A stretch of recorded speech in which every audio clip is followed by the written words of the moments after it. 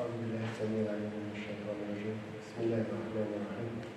الحمد لله رب العالمين، والصلاة والسلام على أشرف المرسلين سيدنا محمد عليه وعلى آله وصحبه أفضل الصلاة والتسليم.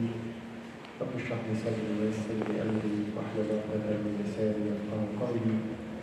يقول المولى عز وجل في سورة القصص بعد أعوذ بالله السميع العليم من الشيطان الرجيم: وما أوتيتم من شيء فمتاع الحياة الدنيا وزينتها وما عند الله خير وأبقى أفلا تعقلون. أفمن وعدناه وعدا حسنا فهو لاقيه كمن متعناه متاع الحياة الدنيا ثم هو يوم القيامة من المحضرين. صدق الله العظيم. Whatever pleasure you have been given is no more than a fleeting enjoyment and adornment of this worldly life. But what is with Allah is far better and more lasting. Will you not then understand?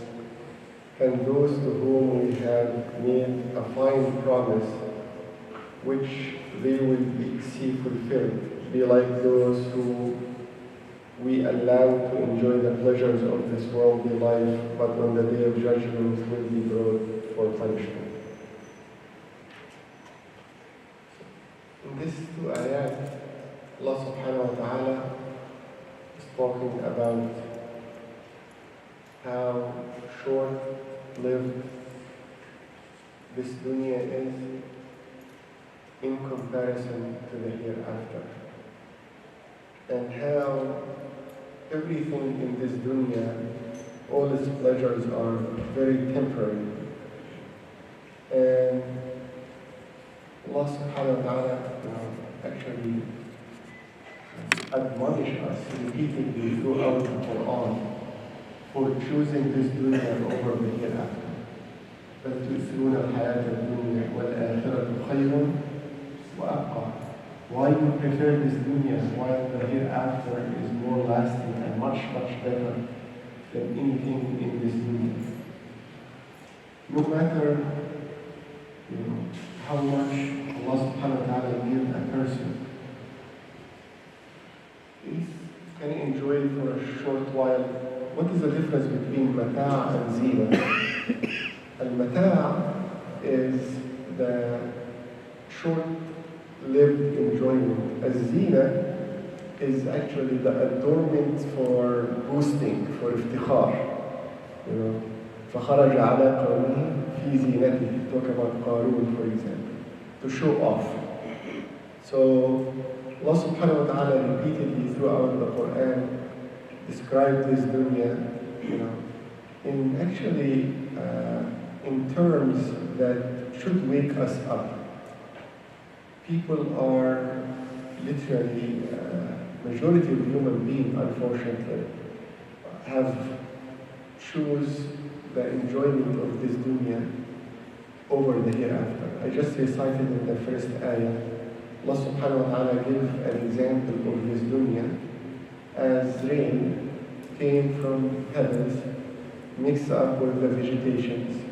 It's green and lush for a while, very quickly turn yellow, black, and gone. And this is the dunya, subhanAllah. And Rasulullah sallallahu alayhi wa sallam actually warned us about the state we are in today. That there will be many of us.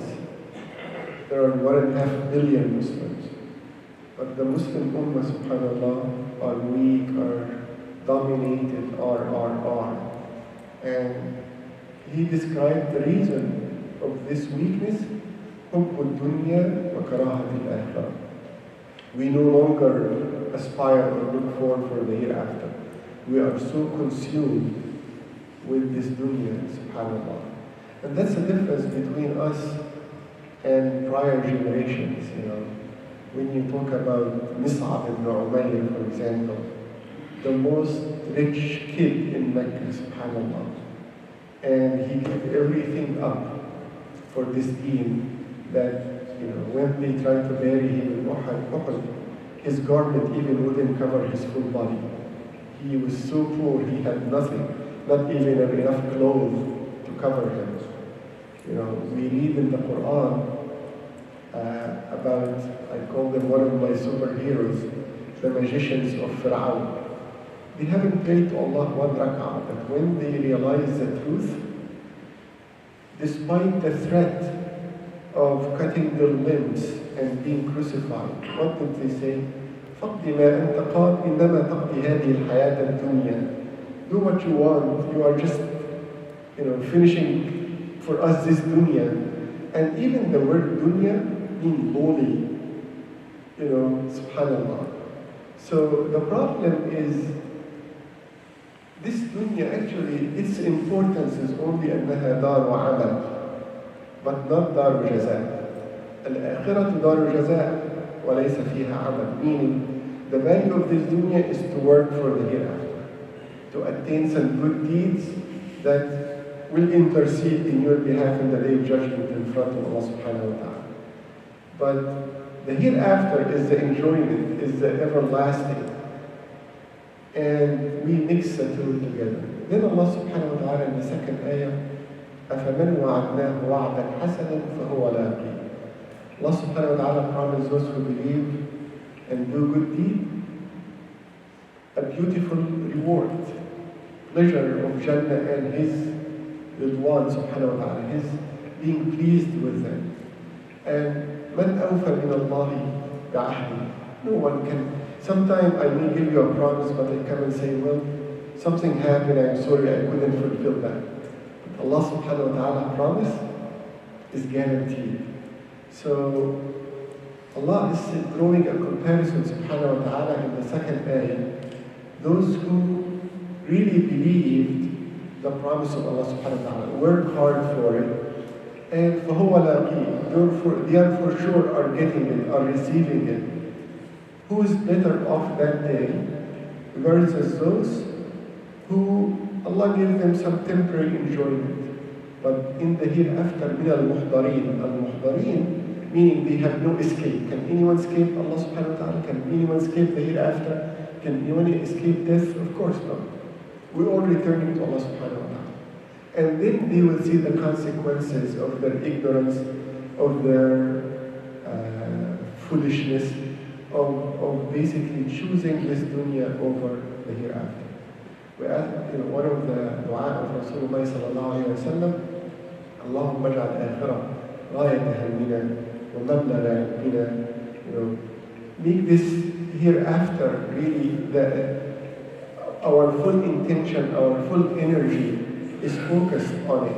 Make the desire of it is actually, and the knowledge of it, and what to do, what to prepare for, is the absolute goal of us. And don't make the dunya,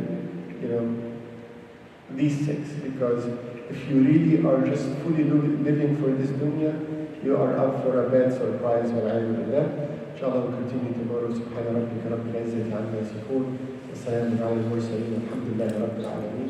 جزاكم الله.